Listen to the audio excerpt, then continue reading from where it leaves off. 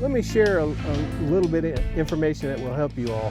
When we tournament fish, the #1 priority in addition to catching 5 fish is keeping those fish healthy and alive so that we can take them to the weigh-in and that they can be released alive.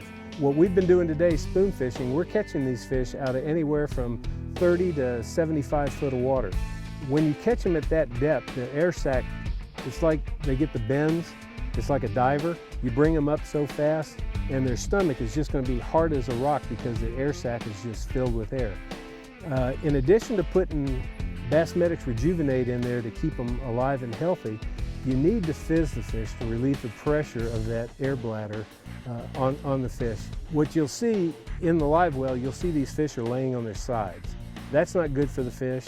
It doesn't kill them, but it's uncomfortable for the fish. There's a way to relieve that, and for that I use a syringe.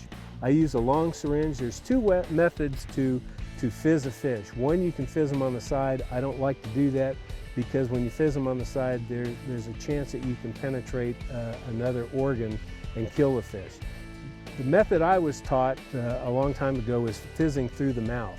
And that's the best way, it's the quickest way, and you can see immediately. I like to do it while the fish is in the live well, and you can see the bubbles actually being released.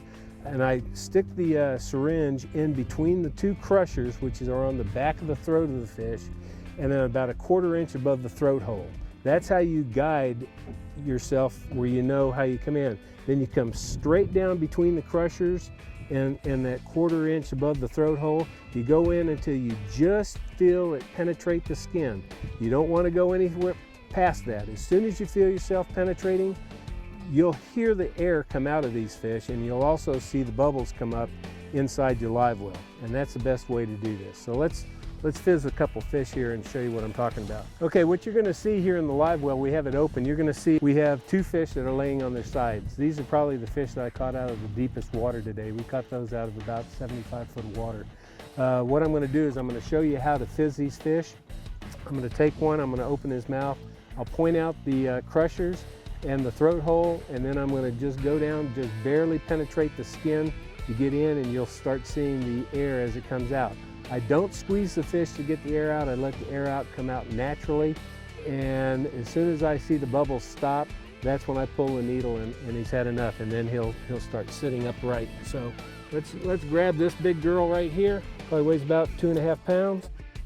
And then right here, up here on the top, I'll point it with the needle. These are the crushers. These are the 2 crushers that we're talking about. And then you got the throat hole. This is the throat hole. Okay, what you want to do is go right between the center of these crushers and about a 1/4 inch above the throat hole. Just barely make a puncture straight in. There's the bubbles coming out of that big fish. You can see them just coming out of the needle there.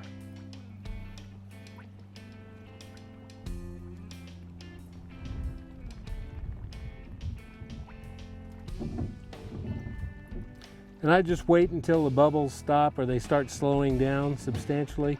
I can feel his gill plate pulsating against my thumb, so he's starting to feel a lot better. But he came out of really deep water and his stomach was really just super hard. I'm going to go ahead and pull this needle out right now, and he should start to sit upright pretty good. He'll go down to the bottom. He'll start feeling better. He's no longer on his side. We've done our job to preserve the resource.